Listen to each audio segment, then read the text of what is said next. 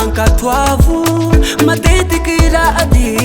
samboarany reo mpitondra fiangona fataony hampivirindalagnanao ambarako anao lakileny fitahina ataovy tanterao hankatoavo matetiky rady samboarany reo mpitondra fiangona fataony hampivirindalagnanao Varara mafy ny valala pandanigny hanagnanao ny problemo ny arety maro tsy azo ty fiainanao hotahina iala militse hovoatahako ala miboaky hotahina zisika mininganakao ataovy ny mpafolokarena tsy maintsy tahinanao hitanao fotahinanao automatike mivoanao ny lagnitse lamanao mifoiha ataovy ny mpafolokarena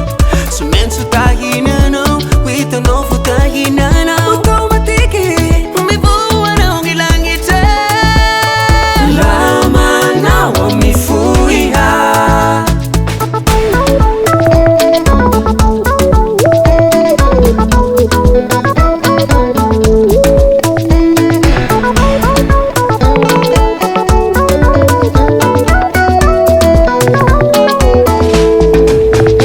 kahalino ty manogny asany lateo tahiny anao latanao voatahy ty fiainanao lamanao anireo iha mahiteo somofa ny fitahia hivatsavatsa fiainanao kahalino ty manogny asany